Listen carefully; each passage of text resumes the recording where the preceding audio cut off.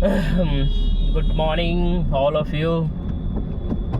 अभी मैं ऑफिस के लिए जा रहा हूँ, तो एक माइंड में एक चर्चा का विषय, आज का चर्चा का विषय एजुकेशन। और आज हम बात करेंगे स्पेशली प्राइमरी एजुकेशंस की। तो प्राइमरी एजुकेशन की मतलब हम बात करें तो मेन इम्पॉर्टेंट चीज़ ये है कि आजकल मैं देख रहा हूँ कि गली मोहल्ले में बहुत सारे स्कूल्स खुले हैं, गलियों में, मोहल्ले में primary school, pre primary school, कुछ और स्कूल्स भी हैं जिनका मैं नाम लेना चाहूँगा वरना कुछ विवाद हो सकता है। तो पेरेंट्स, इम्पॉर्टेंट चीज़ ये आपसे बात करने का पर्पज़ ये था कि अगर आप अपने बच्चों के लिए स्कूल देख रहे हैं तो सबसे इम्पॉर्टेंट चीज़ है, आप बच्चों के लिए जो स्कूल देख रहे हैं वो ऐसा स्कूल देखिए जो ऑलरेडी शिक्षा के क्षेत्र में ही आपका रन कर रहा हो। शिक्षा के क्षेत्र में मतलब क्या, हम देख रहे हैं कि आसपास गली मोहल्ले में 500 रुपये महीने वाला स्कूल है, 400 रुपये महीने वाला स्कूल है, 300 रुपये महीने वाले भी स्कूल्स हैं। तो ये कर कुछ नहीं रहे हैं, बेसिकली ये स्कूल कुछ नहीं कर रहे हैं। क्योंकि सोचने वाली बात है, 300 रुपये महीने की एजुकेशन की अगर मैं बात करूँ, ठीक है, तो 31 डेज़ होते हैं मंथ में, 30 एंड 31 डेज़, जिसमें से 24 दिन स्कूल खुलता है। तो पर डे 24 दिन के हिसाब से 6 घंटे का अगर हम कैलकुलेशंस कर रहे हैं या पर डे का डाल रहे हैं, तो ज़्यादा से ज़्यादा 15-12 रुपये पर डे।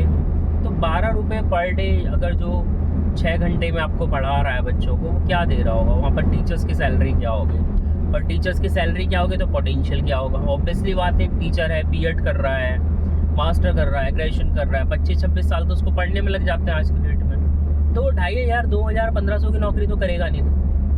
तो पेरेंट्स का ओवरव्यू, मेरा फाइनल वो ये था कि पेरेंट्स को ये सोचना चाहिए कि मैं ऐसे विद्यालय में अपने बच्चों को भेजूँ कि जहाँ उसकी एजुकेशंस पे तो वर्क किया जाए।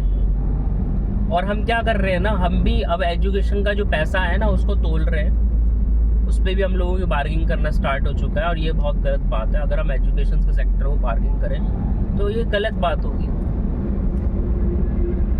तो ये सोचते हुए कि वो 500 रुपये महीना और वहाँ 300 रुपये महीना हम वहाँ पढ़ाएंगे ही पढ़ाएंगे, तो उससे होने वाला कुछ नहीं है। बच्चे की क्वालिटी ख़राब हो रही है, आप बच्चे का भविष्य अंधकार में कर रहे हैं। एक्चुअली होता क्या है कि जब बच्चा अपनी प्राइमरी स्टेज में होता है, जब उसे नर्सरी, एलकेजी, यूकेजी क्लासेस में जाना चाहिए, उस टाइम बच्चा सेम वो कच्ची मिट्टी की तरह होता है, जिसे जैसे कच्ची मिट्टी को कुम्हार शेप देता है जब तक वो उस पहिए पे घूमती है, जिसे चाक बोलते हैं, उस पर घूम रहा है, उस पर शेप दे रहा है। एक बार अगर वो मिट्टी पक गई तो उसमें कुछ भी परिवर्तन करना पॉसिबल नहीं है। अगर पॉसिबल करेंगे तो वो घड़ा टूट जाएगा या वो मिट्टी का बर्तन टूट जाएगा। सेम ऐसी बच्चे की स्टेज है, जब बच्चे का जो माइंड है बहुत सॉफ्ट है और उसकी लर्निंग एफिशिएंसी ज़्यादा है, उस टाइम चीज़ों को समझ सकता है, सीख सकता है। उस स्टेज पे अगर बच्चे को अच्छे स्कूल्स की तरफ हमने रुख नहीं करा तो ये जो गली मोहल्ले के जो स्कूल्स हैं, ये बच्चे का भविष्य ख़राब कर देंगे, उसका कर देंगे और कुछ नहीं करेंगे।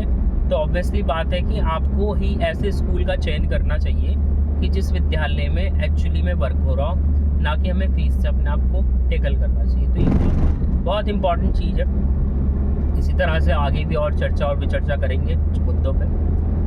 मैं ऑलरेडी एजुकेशन फील्ड से जुड़ा हूँ, ये आप लोग जानते हैं, तो इसलिए मैं इस चीज़ को हो क्या रहे ना, आज हमारे विद्यालय में 4th या 5th में एडमिशन के लिए कोई बच्चा किसी दूसरे स्कूल से आता है, उस क्लास के एंट्रेंस कोई पास नहीं कर पा रहा है। जो जर्नली सा एंट्रेंस एनसीईआरटी परफॉर्मा करा गया है, वो रीडिंग नहीं कर पा रहा है, वो राइटिंग नहीं कर पा रहा है। तो इसका मतलब क्या है कि आपने जिन विद्यालय में उसको पढ़ाया उसने ध्यान नहीं दिया। दूसरी बात, विद्यालय के साथ साथ उस पेरेंट्स ने भी ध्यान नहीं दिया जिन्होंने उस विद्यालय में उसको पढ़ाया। आई होप आज का टॉपिक आपको समझ में आ गया होगा। Thank you, have a nice day.